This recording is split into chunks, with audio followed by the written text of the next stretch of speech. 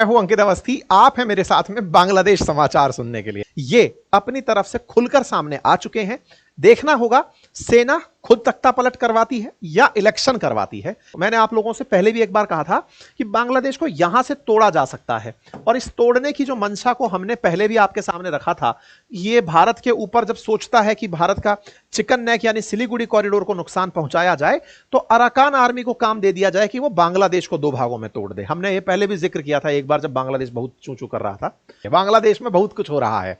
चच्चा मोहम्मद यूनुस जो हैं, उनको सत्ता का संकट सताने लगा है। लग रहा है कि उनकी सत्ता संकट में, हो सकता है कि उन्हें पद से हटा दिया जाए। इसलिए हेडलाइंस बन रही हैं कि चच्चा धमकी दे दिए हैं, कहे हैं कि हम बांग्लादेश के अंदर पद से रिजाइन मार देंगे, अंतरिम सरकार से हट जाएंगे, तुम लोग हमको जीने नहीं दे रहे हो। कौन लोग नहीं जीने दे रहे हैं? तो हेडलाइंस कुछ इस तरह से हैं कि आप फ्रस्ट्रेटेड हैं और ये सोच रहे हैं कि पद से इस्तीफा दे ही दें क्या। हम बनाने चले थे मतलब बांग्लादेश के अंदर कुछ बेहतरीन, लेकिन ये लोग हैं कि काम नहीं करने दे रहे हैं। कौन लोग काम नहीं करने दे रहे हैं? सेना काम नहीं करने दे रही है। देखना होगा सेना खुद तख्ता पलट करवाती है या इलेक्शन करवाती है। चैनल पर नए हैं तो चैनल को सब्सक्राइब कर लीजिए, और हां, अपनी राय लाइव सेशन के एंड में वीडियो के नीचे कमेंट में जरूर डालिए। सेशन पसंद आए तो उसे अपने साथियों से भी ज्यादा से ज्यादा साझा करें और उन्हें चैनल को सब्सक्राइब करने के लिए कहें। आपके कमेंट्स को जितना समय मिलता है मैं पढ़ता अवश्य हूं, और कुछ एक कमेंट्स को अपनी तरफ से लाइक भी करता हूं।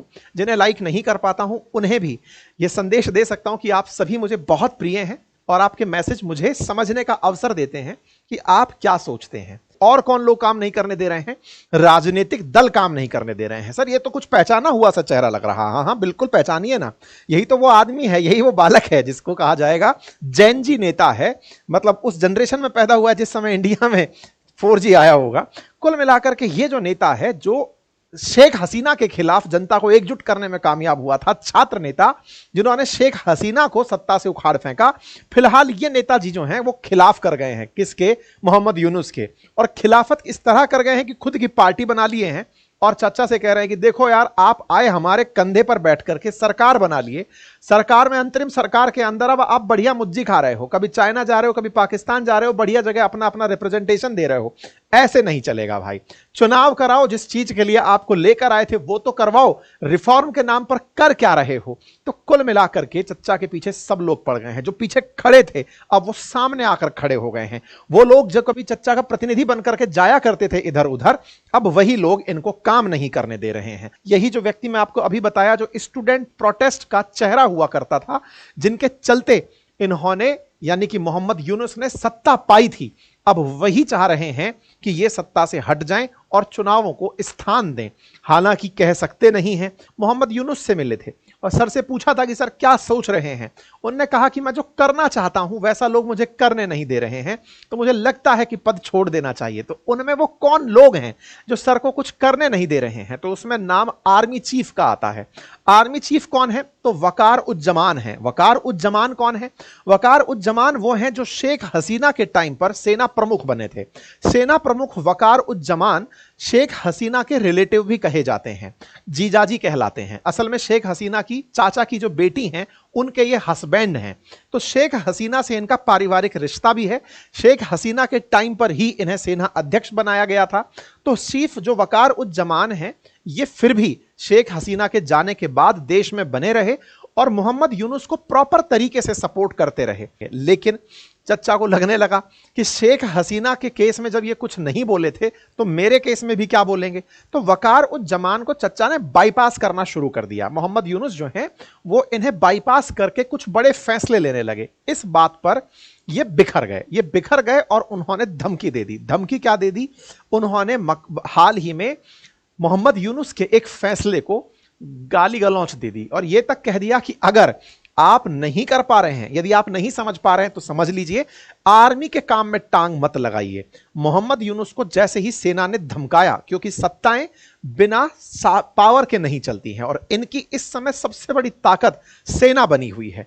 और सेना ही अगर खिलाफत में खड़ी हो जाए और सेना यह धमका दे कि आप अपना काम करिए, सेना के काम में टांग मत लगाइए, अगर आपने यह सब किया तो हम, इन्होंने मतलब इनके डिसीजन को बहुत भला बुरा कह दिया, पब्लिकली कह दिया। तो ऐसे में इनकी चिंता बढ़ गई। तो नाहिद इस्लाम जाकर चचा से मिले, पूछे डर लग रहा है क्या? बोले हाँ बहुत तेज लग रहा है, लोग मान नहीं रहे हैं हमारी बात। तो कौन नहीं मान रही है? सेना नहीं मान रही है इस बात को। सेना ने इन्हें अल्टीमेटम दे दिया, इलेक्शन कराना है दिसंबर तक। इंटरेस्टिंग बात यहां पर जो जानने की है वो ये है, इनसे ये जरूर कहा है दिसंबर तक कराओ। अगर ये दिसंबर तक नहीं कराते हैं तो फिर आगे संभव है कि सेना अपने हाथ में सैन्य तख्ता पलट करके सत्ता सरकार की हाथ में ले ले और खुद इलेक्शन करवाए। ठीक है, तो एक तो ये बड़ा कारण निकला इलेक्शन का। इससे इरिटेशन बढ़ने लगा। इस इरिटेशन को बांग्लादेश में खालिदा जिया, जो शेख हसीना की मुख्य अपोनेंट थी, उन्होंने अपनी तरफ से हाल ही में उठा दिया। इधर से सेना ने इनको धमका दिया। अब सेना ने कैसे धमकाया उसकी कहानी सुनते हैं। देखो क्या है, तो ये जो अराकान क्षेत्र है, अराकान आर्मी बुद्धिस्ट लोगों की एक रिबेलियन सेना है, जो कि एक तरह से कहिए कि क्रांतिकारी लोग हैं इस क्षेत्र के। भारत द्वारा समर्थित माना जाता है उनको, ऐसे आरोप लगते हैं भारत के ऊपर। अराकान आर्मी को ही भारत ने चार्ज किया है यह कहकर कि बांग्लादेश को 2 टुकड़ों में तोड़ दो। मैंने आप लोगों से पहले भी एक बार कहा था कि बांग्लादेश को यहां से तोड़ा जा सकता है, और इस तोड़ने की जो मंशा को हमने पहले भी आपके सामने रखा था, यह भारत के ऊपर जब सोचता है कि भारत का चिकन नेक यानी सिलीगुड़ी कॉरिडोर को नुकसान पहुंचाया जाए, तो अराकान आर्मी को काम दे दिया जाए कि वो बांग्लादेश को 2 भागों में तोड़ दे। हमने ये पहले भी जिक्र किया था एक बार जब बांग्लादेश बहुत चू चू कर रहा था। ऐसे में अब क्या है कि यहां से अराकान सेना रोहिंग्याओं के लिए यहां पर भी संकट बनी हुई है। आज की स्थिति क्या है? आज की स्थिति यह है, सेना इनके पूरी तरह से खिलाफ इसलिए हुई कि आपने देश के सिक्योरिटी विषय पर ह्यूमैनिटेरियन कॉरिडोर की घोषणा स्वतः ही कैसे कर दी? आपने हमको लूप में क्यों नहीं लिया? सेना इस बात से नाराज कि तुम हमें भी बाईपास कर गए। नंबर दूसरा, अपोजिशन पार्टी इसलिए नाराज कि तुम हमारी मदद से सत्ता में आए, अंतरिम सरकार बनाए, अब तुम चुनाव का नाम नहीं ले रहे हो। अब तुम जा रहे हो अप्रैल मई के अंदर कि अब तब कराएंगे।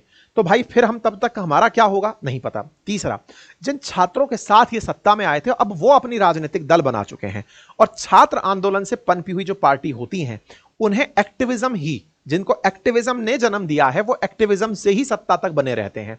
अब ऐसे में नाहिद इस्लाम जैसे लोग जिनकी मदद से ये सत्ता में आए थे, अगर वो अपने आप को बेरोजगार पाएंगे कि यार हमारे पास तो कोई काम ही नहीं है क्योंकि ये करने ही नहीं दे रहे हैं, रिफॉर्म के नाम पर सत्ता पर बैठ गए हैं, तो ऐसे में उनका चार्म लोगों में खत्म हो जाएगा। वो मानेंगे कि स्टूडेंट अनरेस्ट ने इन्हें जन्म दिया था, ये बहुत बुरे निकले। तो वो लोग भी अब कहीं ना कहीं वापस से बांग्लादेश के अंदर एक मोमेंटम चाहते हैं। कुल मिलाकर माहौल तैयार है, गोटियां बिछ चुकी हैं, इलेक्शन होने हैं, और ऐसे में यह भी हो सकता है कि एक पार्टी बनकर या एक चेहरा बनकर किसी पार्टी से चुनाव में उतर जाएं। ऐसा आप एक्सपेक्ट कर सकते हैं, क्योंकि जिस तरह से ये दांव पे चलने का प्रयास कर रहे हैं। सेना का स्पष्ट मत है कि तुम लोग हर चीज पर बोलते थे, रखाइन के मामले पर तुमने कुछ नहीं बोला, तुमने रोहिंग्याओं के मामले पर अपनी तरफ से बांग्लादेश को कॉम्प्रोमाइज करा दिया। कुल मिलाकर के बांग्लादेश में हो सकता है अगले 2 महीने में मोहम्मद यूनुस के इस्तीफे की खबर आ जाए। इस तरह के माहौल बाजी के चलते ये अपनी तरफ से खुलकर सामने आ चुके हैं। देखना होगा सेना खुद तख्ता पलट करवाती है या इलेक्शन करवाती है, यह अभी भविष्य के गर्भ में है। फिलहाल की कैलकुलेशन इतना ही। बाकी आपको क्या लगता है, ये रुके रहेंगे या चले जाएंगे? बताइएगा जरूर कमेंट बॉक्स में। चैनल पर नए हैं तो चैनल को सब्सक्राइब कर लीजिए, और हां, अपनी राय लाइव सेशन के एंड में वीडियो के नीचे कमेंट में जरूर डालिए। सेशन पसंद आए तो उसे अपने साथियों से भी ज्यादा साझा करें और उन्हें चैनल को सब्सक्राइब करने के लिए कहें। आपके कमेंट्स को जितना समय मिलता है मैं पढ़ता अवश्य हूं, और कुछ एक कमेंट्स को अपनी तरफ से लाइक भी करता हूं। जिन्हें लाइक नहीं कर पाता हूं उन्हें भी यह संदेश दे सकता हूं कि आप सभी मुझे बहुत प्रिय हैं, और आपके मैसेज मुझे समझने का अवसर देते हैं कि आप क्या सोचते हैं। फिलहाल के लिए इतना ही। Thank you so much. अपना ख्याल रखें।